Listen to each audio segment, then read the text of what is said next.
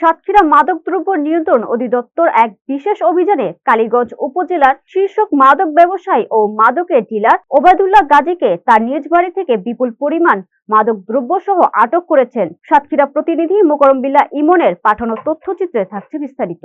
গোপন সংবাদের ভিত্তিতে মাদকদ্রব্য নিয়ন্ত্রণ অধিদপ্তরের একটি চৌকস দল ভোররাতে ওবায়দুল্লাহ গাজীর বাড়িতে অভিযান পরিচালনা করেন। প্রায় ৩ ঘণ্টা ব্যাপী চলা এই অভিযানে তার বসতঘর এবং গোডাউন থেকে বিপুল পরিমাণ ইয়াবা ট্যাবলেট ও গাঁজা উদ্ধার করা হয়। উদ্ধারকৃত মাদকের বাজার মূল্য কয়েক কোটি টাকা বলে প্রাথমিক ধারণা করা হচ্ছে। এ সময় স্থানীয় সূত্রে জানা যায়, ওবায়দুল্লাহ গাজী দীর্ঘদিন ধরে কালীগঞ্জ উপজেলার মাদকের রমরমা ব্যবসা চালিয়ে আসছে। সে মূলত ইয়াবা ও গাঁজার বড় বড় চালান এনে মজুত করত এবং পরবর্তীতে তার নিজস্ব নেটওয়ার্কের মাধ্যমে ছোট ছোট বিক্রেতা ও সেবনকারীদের কাছে তা সরবরাহ করত। তার বিরুদ্ধে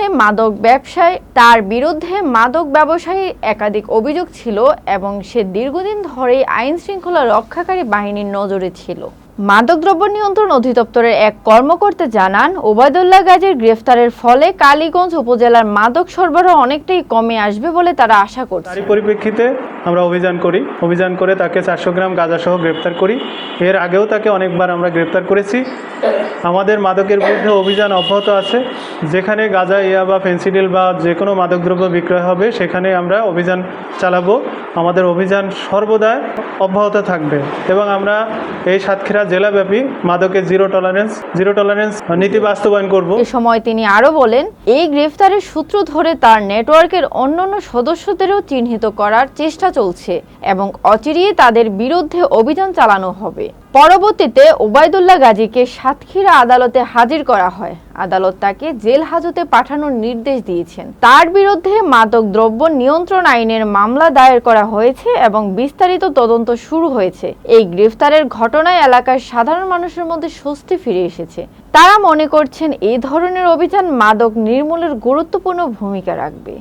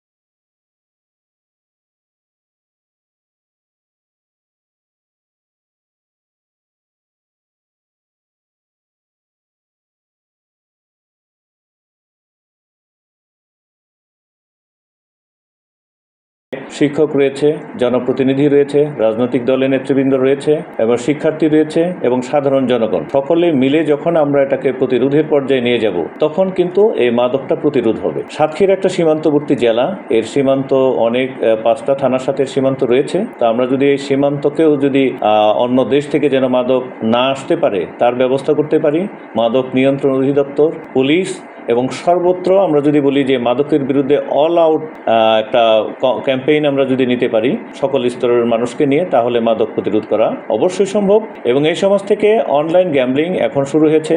এই অনলাইন গ্যাম্বলিং প্রতিরোধের জন্য আমাদের সাইবার টিম রয়েছে। আমাদের সাইবার টিম সাতক্ষীরার বিভিন্ন জায়গা থেকে আমরা 1xBet সহ এই গ্যাম্বলিংগুলো প্রতিরোধ করার জন্য চেষ্টা করে যাচ্ছি। সেই সাথে আমাদের আহ্বান থাকবে সকল শ্রেণী পেশার মানুষ তার পরিবারের সন্তানরা কি করছে, অর্থাৎ অনলাইনে বেশি মাত্রায় গ্যাম্বলিংয়ে আসক্ত হয়ে যাচ্ছে, এই ধরনের কোনো বিষয় থাকলে এই পরিবারের যারা অভিভাবক তাদেরকে এগিয়ে আসতে হবে, শিক্ষকদেরকে এগিয়ে আসতে হবে। সর্বোপরি সকলের সহযোগিতায় আমরা মাদক এবং অনলাইন গ্যাম্বলিং এটা আমরা প্রতিরোধ করতে পারব।